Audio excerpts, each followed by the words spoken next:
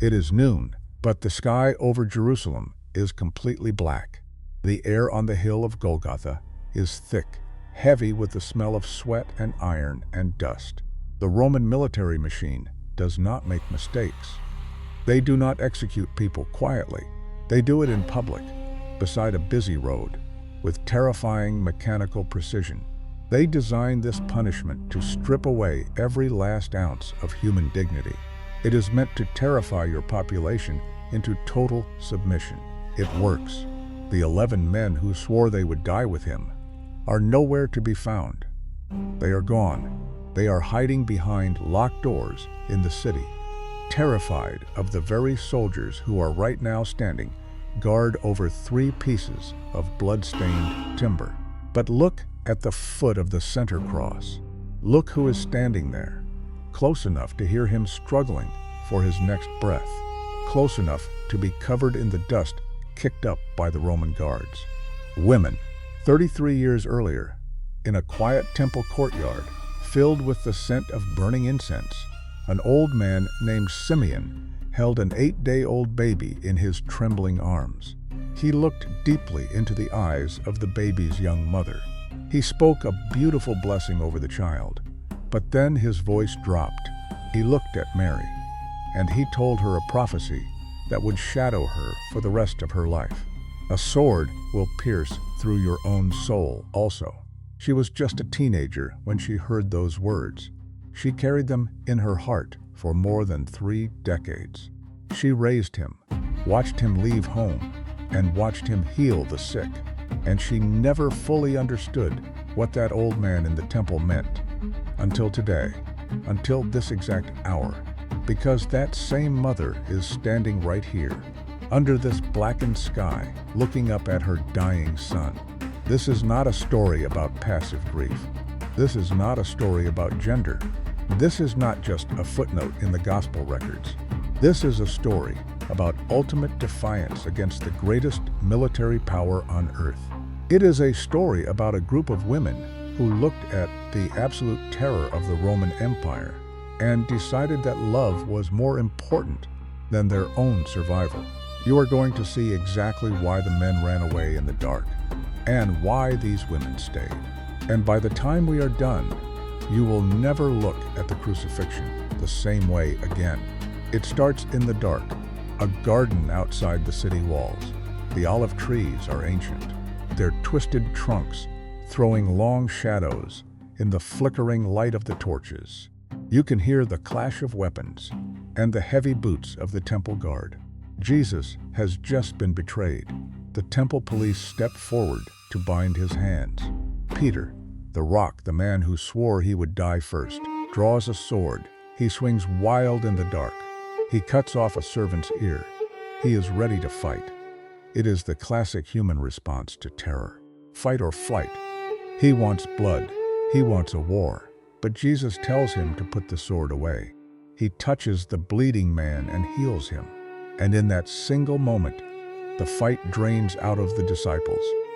When fighting is no longer an option, only flight remains. The Gospel of Mark records what happens next in 7 devastating words. And they all forsook him and fled. All of them: Peter, James, John, Andrew, the men who walked on water, the men who saw the dead raised, the men who were supposed to build the church. They scatter into the night, running for their lives. And honestly, you cannot entirely blame them. You know they are facing the wrath of the religious elite and the absolute, crushing military might of Rome. But here is what most people miss. While the men are hiding behind locked doors, shivering in the dark, a different group of disciples is stepping out into the daylight. To understand who these women are, you have to rewind. You have to go back to the dusty roads of Galilee, long before the cross. If you read the 8th chapter of Luke, you find a detail that turns our traditional understanding of Jesus' ministry upside down. Luke names 3 women specifically: Mary Magdalene, out of whom went 7 demons; Joanna, the wife of King Herod's household manager; and Susanna. And then Luke adds that there were many others who provided for Jesus out of their own resources. Do not skim past that. These women were not just cooking meals or mending clothes. They were the financial pillars of the ministry. They were wealthy, independent, and fiercely loyal. They funded the greatest rescue mission in human history out of their own pockets. The gospel writers use a specific Greek word to describe what these women did. The word is akaluthio. It means to follow, but in the first century, it was not used like a fan following a celebrity. It was a highly technical term. It meant to be a devoted, official, lifelong disciple of a rabbi. These women were not the B team. They were the inner circle. And that brings us back to Friday, to the hill. Crucifixion was not just a death sentence. It was a message. The Roman historian Josephus called it the most wretched of deaths. But it was also a legal trap. Under Roman law, the crime written on the board above Jesus' head was treason. He claimed to be the king of the Jews. That made him a rebel against Caesar. You have to understand the stakes here. If you are a known associate of a convicted rebel and you show up at his public execution to mourn him, Rome considers you a sympathizer. You are guilty by association. By Roman law, the soldiers guarding the cross had every right to arrest anyone who showed public loyalty to the dying man. You could be dragged away, beaten, and nailed to a piece of wood on the very next hill before the sun went down. That is why the men ran. It was not just fear of the dark.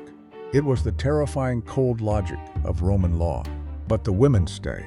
Mary Magdalene is there. Salome is there. Mary, the wife of Clopas, is there. They walk right past the Roman guards. They stand in the dirt, covered in the blood and the sweat and the shame of the cross. They do not care about the law. They do not care about the swords. They do not care about the soldiers. They only care about the man bleeding on the wood. The men ran into the dark to save their own lives. But these women walked into the blinding light of a Roman execution and dared the greatest military power on earth to do its worst. They stood in the dust, watching the man they loved bleed, and they did not blink. If you are feeling the weight of what they actually risked, if this is changing how you see the people who stood by the cross, do me a favor. Hit the subscribe button right now. I make a video like this every week, and the algorithm will not show you the next one unless you tell it to. And tell me in the comments down below, which of these groups do you honestly think you would have belonged to? The men hiding behind locked doors, or the women standing in the dirt? We are only halfway through the story. What happens next, as the hours drag on toward the end, is going to break your heart. Stay with me. Let us go back to the hill. The Gospel of Mark tells us it was the 3rd hour when they crucified him. 9 in the morning. By noon, the sky goes completely dark. Crucifixion was designed to be slow. It was not death by blood loss. It was death by asphyxiation. To take a single breath, the victim had to push up on the iron spike, driven through their heel bones, dragging their torn back against the splintered wood, up for air, down in exhaustion, up for a gasp, down in agony, over and over again, minute by minute, for hours. Imagine watching someone you love do that. Imagine the psychological torture of hearing them fight for every single breath, knowing you cannot do anything to stop it. You cannot bring them water. You cannot hold their hand. You can only stand there. The soldiers are throwing dice for his clothes. The religious leaders are mocking his pain. And yet, Mary Magdalene does not leave. You have to understand what she is made of. The Gospel of Luke says Jesus cast 7 devils out of her. 7. We do not fully know what that looked like in the 1st century. But we know it means she was entirely broken. She was an outcast. She lived in a living hell, completely isolated from her community, her mind fractured, her body ruined. And Jesus healed her. He gave her back her sanity, her dignity, and her life. The male disciples walked away from their fishing nets to follow him. Mary Magdalene walked away from hell. When you have been rescued from the absolute bottom of human existence, you do not fear the Roman military. You do not calculate the legal risks of being seen at a crucifixion. The men ran because they had a future to lose. Mary stayed because Jesus was the only future she had. But it gets stranger. Look at the woman standing right next to her. Her name is Salome. She is the mother of James and John, two of the inner circle disciples who are currently hiding in the city. If you know her backstory, her presence at the cross is absolutely stunning. Just a few weeks earlier, Salome walked up to Jesus with her two boys. She asked him a very specific question. She asked if her sons could sit on his right hand and his left hand when he came into his kingdom. She wanted glory. She wanted power. She wanted a political revolution that would crush Rome and put her family at the top of the food chain. Now look at where she is standing. It is Friday afternoon. She is looking at the kingdom she asked for. The throne is a piece of rough Roman timber. The crown is made of thorns. And the men on his right hand and his left hand are bleeding criminals. Her sons ran away. The political revolution is dead. Everything she thought you wanted has been completely shattered, and yet she stays. She does not turn her back in disappointment. She stands in the dirt and watches her ambition bleed out on a cross, and she finally realizes what the kingdom of God actually costs. The word the early Greek church would later use for this kind of staying power is hypomeno. It means to remain under the load, to stand your ground when every biological instinct tells you to run. The men abandoned the load. The women carried it. The hours drag on. The third hour, the sixth hour. The darkness is suffocating. And then, as the ninth hour approaches, the man on the middle cross stops pushing up for air. He stops fighting the nails. The end is coming. And the woman standing closest to the wood is about to feel a 33-year-old prophecy tear right through her chest. It is the ninth hour, 3 o'clock in the afternoon. The man on the middle cross is drowning in his own lungs. Every word he speaks now requires him to push his torn feet against the iron spike, scraping his back against the raw wood just to pull enough air to make a sound. It is a slow, suffocating agony. Through the blood, through the sweat, through the absolute exhaustion of his final moments, Jesus looks down. He sees his mother, Mary, the woman who carried him, who rocked him to sleep, who taught him how to walk. She has not fainted. She has not looked away. She is standing right there in the dust, watching the brutal execution of her firstborn son. He looks at her, and then he looks at John, the only male disciple who came back. He pushes up against the nail one last time. He takes a breath, and he says, "Woman, behold your son." He turns his eyes to John. "Behold your mother." Even now, while he is carrying the sins of the entire world, while his body is failing and the sky is black, he is thinking about her. He is using his final agonizing breaths to make sure she will not be left alone in a culture that was deeply cruel to widows who had no sons to protect them. Minutes later, he cries out with a loud voice. He says, "It is finished." He bows his head, and he dies. But the horror is not over. The Jewish leaders do not want bodies hanging on the crosses during the approaching Sabbath. They ask the Roman soldiers to break the legs of the crucified men to speed up the asphyxiation. The soldiers take heavy iron mallets. They break the legs of the two criminals. Then they come to the middle cross. They see that Jesus is already dead. They do not break his legs. But a Roman soldier, just to be absolutely sure, takes a heavy, iron-tipped spear. He steps up to the cross, and he drives the blade deep into the side of Jesus. Water and blood pour out into the dust. And at that exact second, standing just a few feet away, Mary watches the iron tear into her son's lifeless body.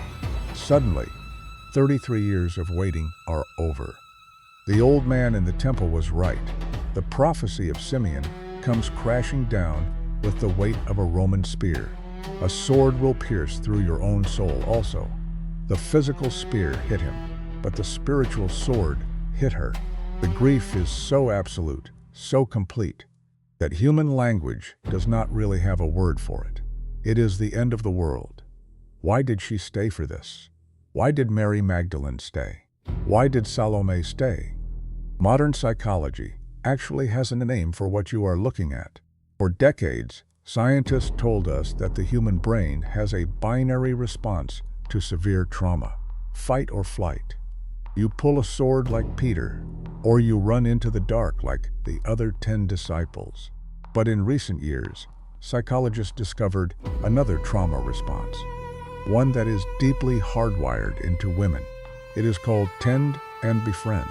Under extreme, life-threatening stress, the female brain often releases massive amounts of oxytocin. It overrides the instinct to run. It creates a desperate, unbreakable need to protect, to nurture, and to remain present with the ones you love, even when the situation is completely hopeless. You see it today. Walk into any intensive care unit in any hospital in the world, when the doctors run out of options, when the heart monitor flatlines, when the ventilator is about to be turned off. Who is sitting in the plastic chair next to the bed? Who is holding the hand that is growing cold? It is almost always a mother, a wife, a sister, a daughter. The men often have to leave the room. They pace the hallway. They go outside to punch a wall or break down in the parking lot. The emotional overload is too much. Fight or flight kicks in. They have to move. But the women stay. They pull the chair closer. They whisper into the silence. They carry the load of the grief until the very last second. That is what happened at Golgotha. The men ran because the battle was lost. The women stayed because the man they loved was dying. And nothing on earth, not Roman law, not temple guards, not the horror of the cross, was going to make them leave him to die alone. So what do we do with all of this? 3 takeaways. And the last one is the reason this video exists. First, the facts. The men who were supposed to build the church abandoned it in the dark. The women who were culturally invisible became the foundation of the faith. Rome tried to crush a rebellion, and instead, they gave a group of grieving women a front row seat to the salvation of the world. 3 days later, Mary Magdalene would become the first witness to the resurrection. In a culture where her word legally did not count, God trusted her with the greatest news in human history. That is the first thing. Here is the second. Courage is not the absence of fear. When the Olive Garden was surrounded by soldiers with swords, Peter was terrified, and he ran. When the cross was surrounded by soldiers with spears, Mary Magdalene was terrified, but she stayed. Perfect love casts out fear, not because the fear goes away, but because you suddenly love someone else more than you love your own life. And here is the third. When the pressure was the highest, when the military threat was absolute, and when the religious establishment demanded total compliance, the men ran into the night to save their own lives. But the women stayed. They stayed in the dirt. They stayed in the blood. They stayed in the suffocating darkness of Golgotha. They lost their political ambitions. They lost their reputations. They almost lost their minds. But they found the author of life. So tell me in the comments down below, of all the women we talked about today, Mary, the mother of Jesus, Mary Magdalene, Salome, or Mary, the wife of Clopas, which one has stayed with you the longest? Who do you see yourself in? I read them. I read all of them. And if this changed the way you see the crucifixion, hit subscribe. There is another story coming next week, and I want it to find you. Because in a world that told women to stay silent, they were the only ones who had the courage to stay. Not in the shadows, not behind locked doors, right at the foot of the cross.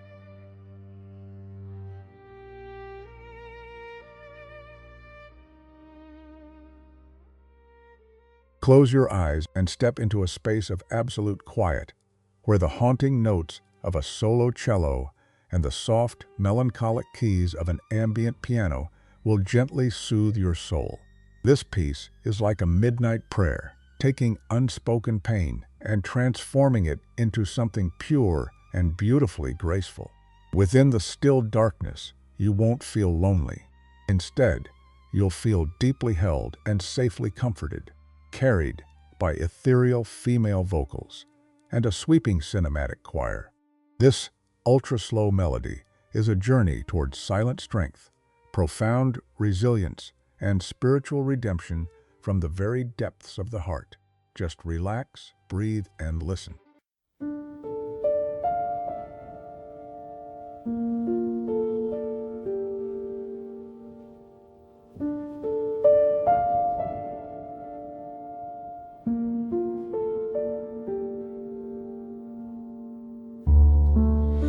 The sky turns to heavy ash.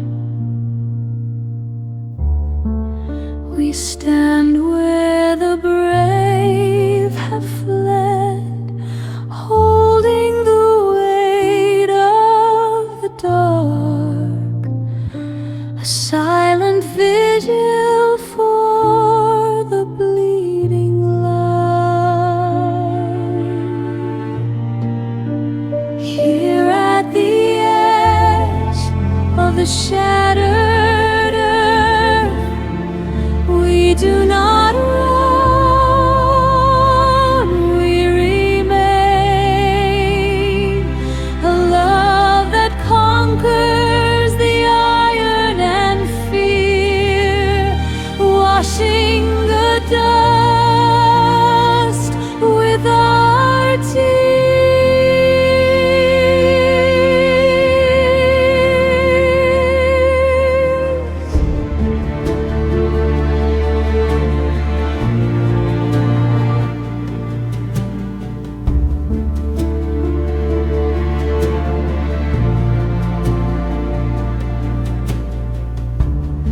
Hands tracing the splinters of grief, mending the unseen wounds of the soul through the blinding storm of the world, quietly anchoring the storm.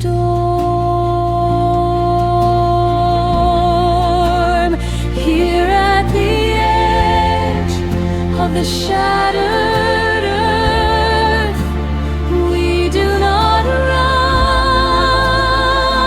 we remain. Grace blooming in the heart of the pain, a testament etched in the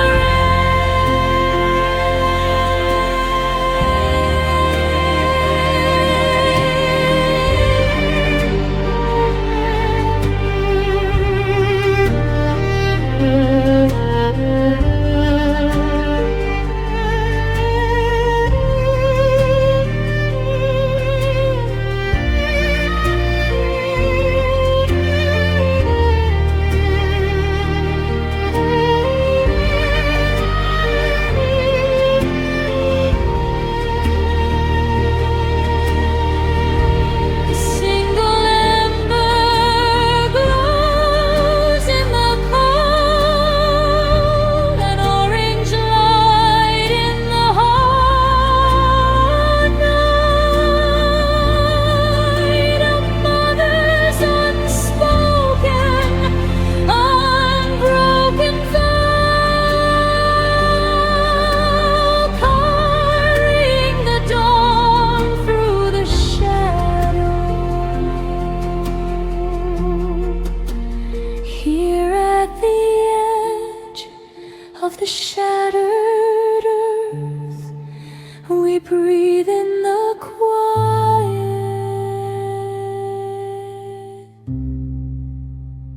and let go.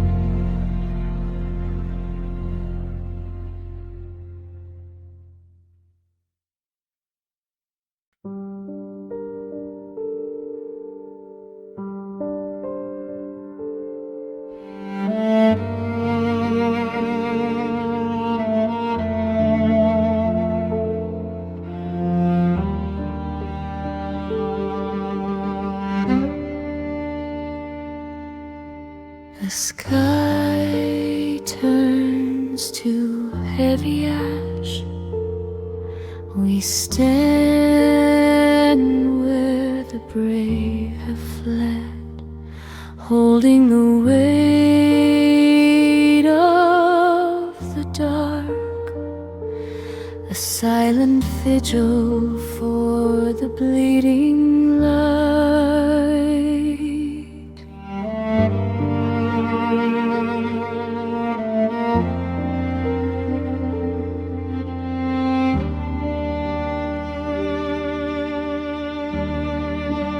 Here at the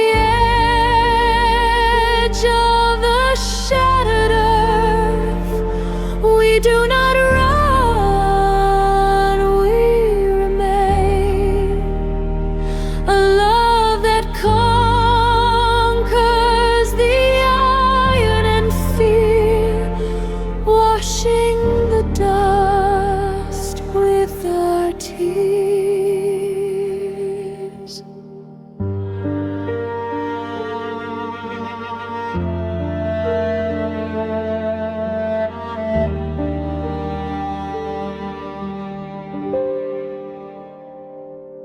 Hands tracing the splinters of grief, mending the unseen wounds of the soul.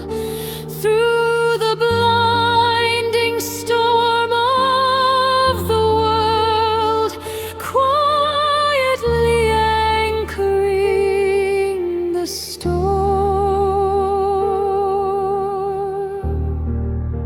Here at the edge of the shattered earth, we do not run, we remain. Grace blooming in the heart of the pain, a testament etched in the rain. A single ember glows in the cold, an orange light in the hollow night, a mother's unspoken, unbroken vow, carrying the dawn through the shadow.